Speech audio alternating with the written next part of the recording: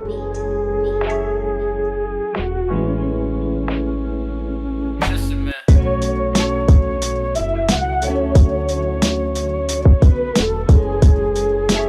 welcome back everyone, The Athlete's Minds. We're back for another episode. We're switching it up a little bit, looking into a bit of gym stuff. So we have Alex on the podcast, so thanks for coming on. This has been a while since we've been trying to get you on, like recently, but you know, everyone's busy, that's how life is. But so we've had a few basketball ones recently, so I thought we'd switch it up. So we'll get straight into it. So obviously you're very big in your gym, a few other stuff on the side as well, but first thing we ask is, how did you get into the gym? What has the journey sort of looked like from the start to now? That's actually a good question that you bring that up. But I think it's very common. Like, a lot of people like start gym probably for the very same reason. Like, everyone's just like to get girls at the start. But like, I don't know, some people like either they want to look like an anime character or something like that, or anything really. Like, for me personally, it was like my way of like meditation. So like I found that it was like something that I did that would almost take me away from everything that was going on. I could really like dial in and just focus and really work on myself. I feel like if you have like a strong body and a strong mind, they like coexist. So they're really important. How old were you when you started getting into the gym? It's been quite on and off, to be honest with you. But like probably I was quite young. When I first started I started into like calisthenics a lot, and then I transitioned into weightlifting. But like when I started like calisthenics, maybe I was like 16, 17. And then I went from there, And were there any other sports that you played growing up, or was it just sort of, you just went to the gym? So like transitionally, I started originally like ice hockey, things like that. I started doing at the beginning. And then I sort of transitioned to that, didn't really like it that much, and then later on like it just became gym. So you sort of just became obsessed with it. That's what happens, and would you say like, how much does the gym like influence other areas of your life? Because I know with me getting into the gym, like you definitely learn like discipline and a lot of other things that impact other areas of your life. Would you say that's definitely improved? 100%. Like I would definitely notice, like I think the gym is a perfect example of like what your life is like in a entirely like black and white spectrum. It's like it's very cutthroat. Like, you don't eat clean, you're not gonna look good. You don't train hard, you're not gonna get bigger. It's like you can apply that to any areas of your life, whether it be like you work. Say if you don't work harder, you're not gonna get smarter. Definitely. You know what I mean? If you choose to waste time, you're not gonna have time. So it's like it's applied in all areas of life, I feel like. Yeah. And who would you say has been like your role model in the gym? Like obviously you have, your influences on social media, but more on a grounded level, like parents or family, friends, someone that's like sort of kept you going. I'm sure there's a long list. But there's a long list. Obviously, like dad, parents, like number one for sure. I guess really, I don't really know. Like I would probably say my dad number one. He was always like he got into like health sort of recently, but he took a lot more of like the cardio side of things, and he's just sort of really done that, and that sort of like inspired me to be okay, like that's cool that something that I did facilitated that. And go into something a little bit more, which is really cool. That is really cool. And what about like a gym influencer? Like, you've got C-Bomb, you got Alex Vukovic. Influencers. There's quite a lot, but any of them that you sort of look at, I want to look like that? Something. Man. I don't know. Like, my perception of like training has changed entirely. Oh, really? Like in the past like year, I've definitely changed like how I train. So like the more like gym influencers sort of thing, like that's like a lifestyle, bro. Like you have to live like that the entire time. It's not for everyone, I mean, bro, like C-Bomb, that's crazy. Like that's definitely like an inspiration, like 100%. That's just the massive, GOAT, bro. Like 100%.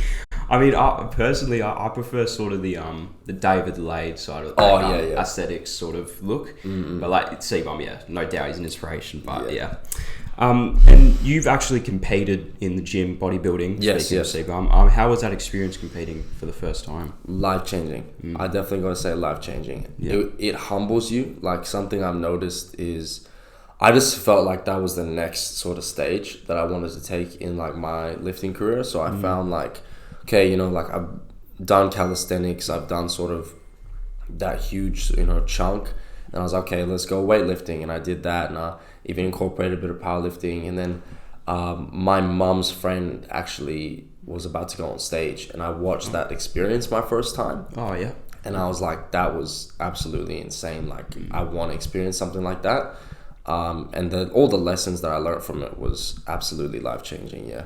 And what about, like, your diet during that time? Because I have heard that, like, it's tough. Like, you know, body fat percentage is low. You're not always feeling the best, but you look amazing. Was that sort of tough, keeping a diet? I think probably that's the biggest part where people don't really understand. Like, your diet is literally, like, everything, down to, like, the salt context in your meals. Like, it's very specific. Like, would I want to look like that ever again? Probably not. Like, I was on prep for about 5 months. Jeez, yeah. So, like, the first few months were pretty good. Like, you're eating clean, but you're eating a lot. So you're not really thinking about, like, junk food and things like that, because you're still eating a lot of good food, so you feel good. But they call it, like, peak week. Like, peak week is like you're just absolutely, like, deprived of carbs. Like, you're not eating anything. Like, you just find yourself thinking about food, like, 24/7, and that's the part that gets the most challenging, I'd say. Like, mentally as well, that would be tough. Are you planning on competing again, or sort of? Look, man, I'm definitely interested in it. I'll have to see, like, later on down the line. Right now, I'm really focused on my career. And it does take a lot of time. What's it called? Prep really does sort of like bump heads with everything, like your social life, your career, your family. It bumps heads. Like, I competed during, like, over Christmas and my birthday and New Year's, so like I couldn't do anything. It was bad. But like time. 100%, like, down the line. Yeah, like, probably I'm a little bit older. Yeah. If you don't mind me asking, you said you wanted to focus on your career. What exactly are you focusing on at the moment? So right now I'm really focusing on, like, business and sales. Yeah. I've been in the industry for a while now and noticed quite a good return. That's good. It's good to hear. Yeah, obviously, like, financials come and go. Like, you know, I feel like biggest mistake people make when they're young, and something I've experienced, is, like, if you associate how you feel and how you live your life through, like, the dollar sign in your account or your paycheck. I feel like if you attach yourself to that and clench onto your money, it's quite, like, dangerous. Like, you have to leave yourself room to grow. And I don't know, at least the stuff I've learned there, you learn a lot, like, how to talk to people, you know, how to manage, how to run businesses, and even, you know, what you're doing right now with podcasting. One of my old bosses runs a podcast as well, and he talks about all these kinds of things, so it's really good. No, I 100% agree. Like, you got to give yourself time to grow and, you know, learn about yourself. Like, it's not all about just money, you know what I mean? But yeah, going on to some of the other things that you've done, you've played a bit of NFL, I believe, and I think a bit of Muay Thai you've tried out as well. How was that? Did you learn different things from that than bodybuilding? And, you know, do you plan on, like, going somewhere with the Muay Thai? Yeah, so it's funny that you bring that up. The reason a lot of my, like, training and stuff has changed is because I realized, like, at the start you're like, I just want to get big, like, you know what I mean? And then you try run and you look ridiculous, like, you look hilarious. But I would say, like, with, like, American football, when I started playing that was, like, the closest thing I got to ice hockey. And it was a great, like, you know, great experience, you know, great fun time. I unfortunately had to stop just because, you know, work got in the way. Like, I sometimes work quite far away. So getting to training wouldn't be worth it, and I didn't want to let my team down, like, number one. That's fair enough, and I guess that more of, like, cardio fitness side of things became really important. Muay Thai, I just think every person needs to know how to defend themselves, like, point blank. Like, honestly, if, you know, things hit the fan and you have to look after your family or a loved one, like, if you don't have that, at least some sort of experience to, you know, escape the situation, it could turn out really bad. But right now, again, like, a lot of the cardio sort of fitness side of things I'm sort of transitioning into. Obviously, when you're looking into, like, getting older and older and older in, like, your 30s, 40s, 50s, that would really help you in the long run. Exactly, And you mentioned with the Muay Thai, I definitely agree with, you know, everyone should learn some sort of self-defense. Like, with me, I tried a bit of boxing for a short period, and that like really changed. Not only like I learned some form of self-defense, but it changed my perspective on a lot of things. Like I learned so much from that, and I think a lot of people, if they tried it, it could definitely, you know, open up their eyes a little bit to things. Taught me discipline, motivation, all that sort of stuff. So and going on to the mental side of things, like are there ever times where you don't feel like going to the gym, like, you know, you just can't be bothered, you're tired, and if so, how do you sort of get through that? Like every day, I really can't be bothered going. Like I'm very naturally a lazy person, I'll keep it honest. Like I really can't be bothered doing 90% of the things that I do. But like I just feel like, look, you have like life A and life B, right? And life A is like you just do it. Like you cut out all the, you know, I don't know, like all the bullshit, you know, and you just go straight for it. All discipline is really just when motivation is scarce. Like people, like they wait to get motivated. Motivation is only going to be in your life like probably like this much out of like the whole lifetime. 100%. And like I said, that's that life A where you just do it and sort of argue with yourself. Like we all have that voice in our head saying like, oh, we're going to stay home today. Like we ain't going to do it. And if you are able to sort of overcome that, it builds like such a character in you. Comes down to like how you were saying before, like how that, you know, extrapolates in like other areas of your life. It will help you get over, like say if you're in a job that you hate and it's just like you're just constantly clocking in and clocking out, that little voice is just telling you to stay because it's safe, but the discipline in you and the motivation in you is just like I can't do this is not who I am, and you'll have that courage to leave.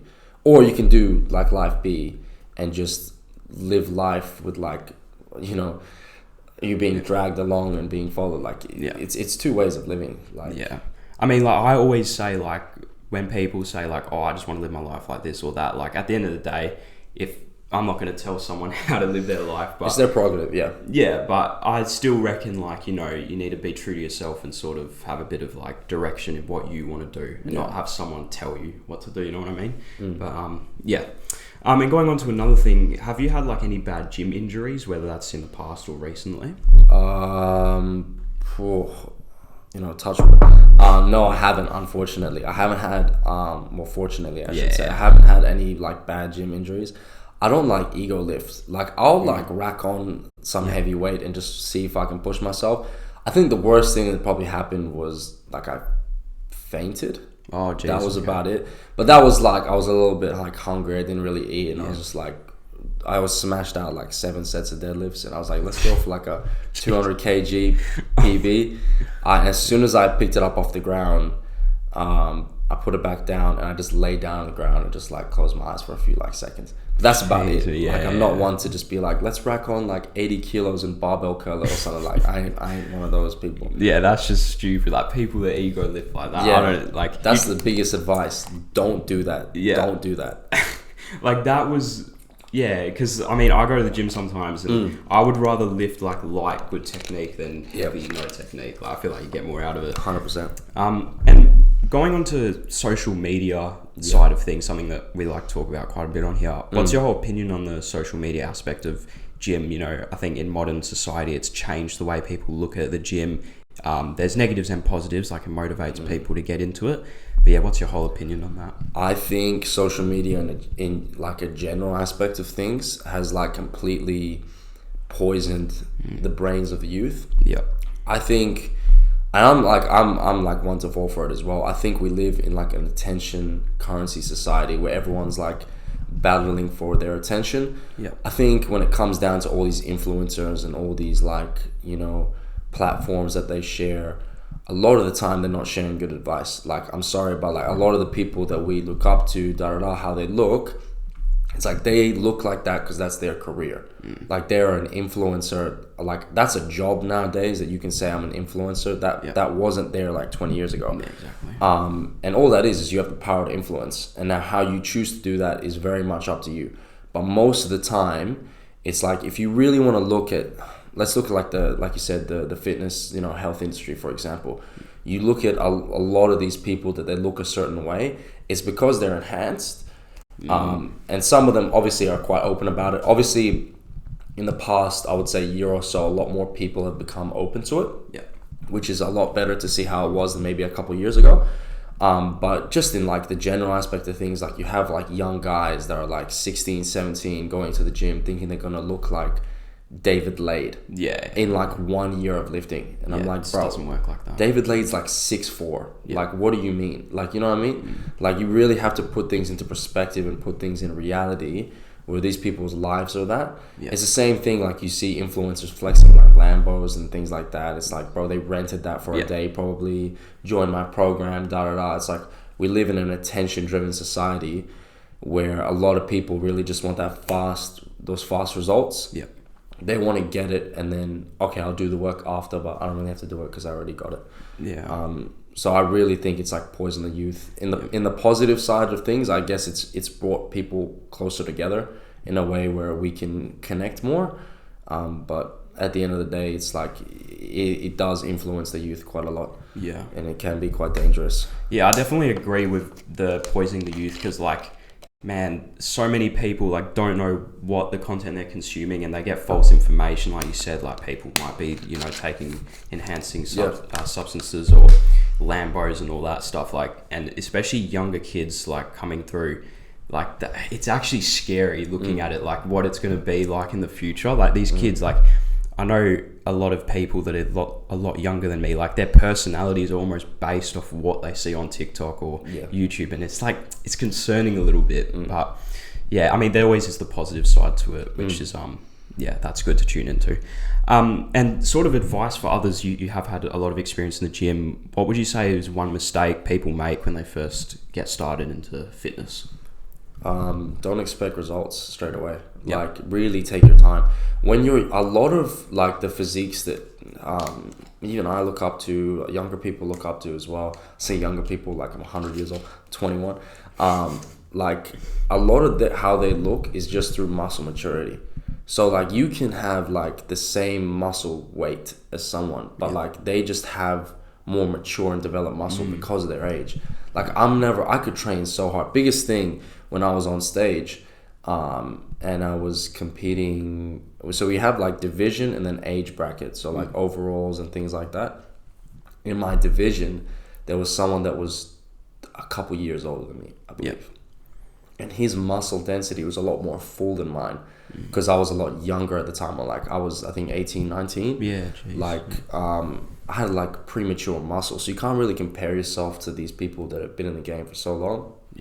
It just keep doing what you're doing and you're going to get results. Like some that like your results at the start might not be how you look. It's going to be like, oh, I have more energy now through the day. I can sleep better. I'm eating more, you know, I feel more positive. Like these things people don't account for, especially like I've actually trained so many of my friends, and I've, you know, like helped out as many people as I can through this journey that have asked me for advice for these sorts of things.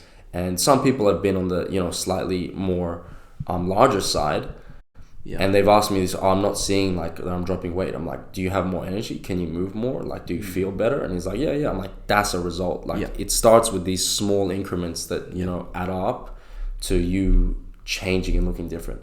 It'll take about like a year if you really want to notice like something different about yourself. I think it's sometimes the results you can't see, like you said, like you know, you're not going to see physical results straight away, you know what I mean? But you mentioned people that you've helped. Obviously I've known you for quite some time now, and so same with your brother Luke. I think you've just gotten him into the gym. Like how is that sort of passing on what you know to him? Well, a lot of the things, like a lot of the training style, I feel like a lot of people in the gym is they do a lot of lifts they see on TikTok and things like that, and they think it's good, and they just sort of play around with it. And they're like, this influencer told me this. I'm like, bro, just stick to like the basics, and you're gonna get so much. Like I see people doing a back workout and they don't even have pull-ups in it. I'm like, bro, what are you doing? That's like doing legs and not even doing squats, bro. Like, come on. Like you're skipping out all the essentials. When it comes down to my little brother, like he was very like skinny, and he's put on a lot of weight now. And it just comes down to like I'm just getting him to sort of test it out himself. You know, I'm like guiding him a little bit, but a lot of this I want him to learn. It comes, like I said, with other mates of mine that I've trained. It's like everyone's body is different, everyone's anatomy is different. So some things that I might do that I feel, say in like my chest, for example, person next to me doesn't, because they might have longer limbs than me, their insertions might be different. It all comes down to your anatomy, and that's how I like to train people, is specifically to their advantages and how they operate, not so much like one size fits all. Yeah, exactly. And you actually have done a bit of personal training, I think. Yeah. Did you enjoy that, and did it give you sort of a different perspective on the whole gym lifestyle, like teaching others? So I did that for like a few years, I think, like a year or two. It definitely gave me a different perspective, and it like taught me a lot on how I should train. A lot of the training that I do now is more like long terms, like balanced fitness. Like I'm not really too much on extreme on like diet and extreme on training. A lot of it's like happy balance, because like over the long term it's a lot more sustainable. I feel like everyone sort of experiences that at the start. They're either skinny or they're overweight, and they're like, okay, well now I just have to look ripped, and then they do extreme things to get there. Once they get there, they do that for a little bit of time, and then they realize, like, shit, man, like I can't really like hold on to this. It's not really, like I'm like restricting all these things in my life, and then when they incorporate balances with things, it finds out that it helps them a lot better. But really, to answer your question, the biggest thing it's taught me, I guess, is how different people are affected by the gym, and like how different people train. Yeah, and talking about balance, that's a big thing as well. Would you say like that's really important? Because you know, sometimes you have like, you need to spend time with your friends, your family, but then you've also got to stay disciplined in the gym. Did you sort of learn that later in your gym years to have that balance, or? So I just think like cut out bullshit foods, bro. Like cut out junk food, cut out soft drinks, cut out like sweets. Like sweets is chocolate. You can have that like occasionally, but like majority of the time you'll find out that like it all, like how you the energy you have throughout the day all just comes down to what's called your glycemic index. So how often your sugar levels are spiked. The less you can, like the more you can minimize that, the less like peaks and fluctuations you have in that, the more stable you are throughout the day, the more energy you have. It really comes down to like trial and error. Certain foods you should avoid having a lot of, but like that balance, like you said, definitely comes down to adopting more responsibilities in life. Like when you're in high school, really all you have is school. But I think it's very, very important to keep still like good health, good physical health, good mental health as you get older, as transitioning through, whether you be in uni or career or whatever you choose to do. Did you ever have like the struggle with obviously your training was intense, your diet and all that, where sometimes you had to tell your friends, sorry, I can't come out tonight, or that sort of stuff, or were you usually pretty good at that? Well, that just comes down to what you want, man. Like at least personally, I'm not knocking any of my friends down. Like everyone's living their own life, and I feel like if you're a person to comment on that, like you have no right to do that. But some friends just like to go out more often. I don't like to go out as much because I feel like it's a waste of time for me. In some time, like in birthday parties or some exceptions to the rule, I'll go out, but most of the time, like I'll prioritize things like that because in the long run, it helps you. Like I feel like when you're younger, you're like a sponge. And what you choose to absorb, that's what you'll be filled with. If it wants to be like water, you'll absorb water and you'll be filled with water. But if I throw you in olive oil, you're going to absorb that and you're going to be sticky, you're going to be gross. Like your younger years are a huge, huge indicator of what your future is going to be like. But doesn't mean you can't change things when you're later. It's just it will be a lot harder. So it's really, a bit easier when you're younger. Do what's smart when you're young. I think especially while those of the young people who are still under their parents' roof, you have more probably opportunity to mess up and all that sort of stuff. Mess up while you have the opportunity. Exactly. And talking about future aspirations, what are some of the goals you have set for the coming years? Doesn't even have to be gym, even in your business or any other things outside of that. Oh wow, that's a good question. I'm gonna keep it honest. Like a lot of how I'm going right now is like I have it all figured out, but I also don't know what the hell I'm doing. So it's a very interesting like juxtaposition. Probably like moving out would be like a big thing that I would like heavily vouch. The job that I particularly do, I don't really want to get into too much because I'm not sure if I can talk about it like that. But what's it called?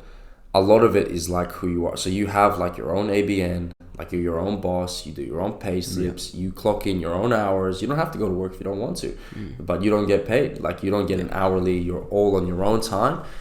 That the biggest thing that's taught me is independence. So you are on your own time, and a lot of people don't realize that until they're later on in life when the responsibilities flood their mind.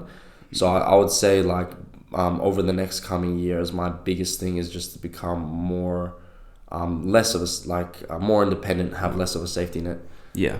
And you mentioned like, you know, that independence and having your own job, you know, you sort of control when you go to work and all that. We were talking about this before the podcast actually, but what's your opinion on like the whole university stuff? Like some young people who go, but they don't necessarily know what they're doing or what they want to do, and they're just going to uni just for the sake of it.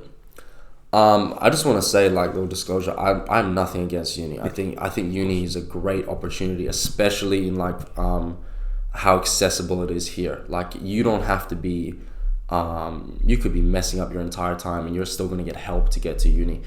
So I'm not knocking uni down, but I feel like a lot of people are just becoming sheep now, and a lot of people are just following because they have to, and it's unfortunate, like as it is. What's it called? I feel like a lot of people aren't doing what they love. They're doing what they're told they have to do. Which is just like the life we live in, unfortunately. In regards to like uni, with what people are doing, I definitely feel like I said, it is a good thing, but a lot of people, they pursue degrees that might not have the greatest return. They pursue degrees that don't have a guarantee at the end. Like at the end of the day, what percentage of the population has a degree? Is a large percentage of the population. So realistically, if you're going to cut it down to black and white, how like special is it? So if you're going to pursue a degree, pursue something that requires a degree. Like you can't sit here and demand to be a lawyer without a degree. You can't demand to be a doctor without a degree. Like there are some things that really need a degree, and then there are some things where you just need to use your brain and be like, okay, well, should I dedicate 4 years of my life to this or this? You have to be smart with it. Like I said, some people are just like, no, I don't want to go to uni. I'm like, okay, so what are you going to do? And they're like, oh no, I'm going to go on holiday. I'm like, bro, what? That's equally as stupid. You have to really play it smart. Like I have friends that are like, okay, I'm at uni. I'm like, okay, so what are you doing? He's like, okay, so I'm using this to get that to get that. A uni is going to be a step for you. It's not going to be like, I'm going to uni, so this is my job. It's like, no. You should be like, I'm going to uni because it's going to get me X, Y, and Z to get to where I want to be. It's the same thing, whereas I'm not going to uni because I'm going through this route, and then it's going to get me through that route, and then it's like, it's all just a plan, man. You have to be smart with it.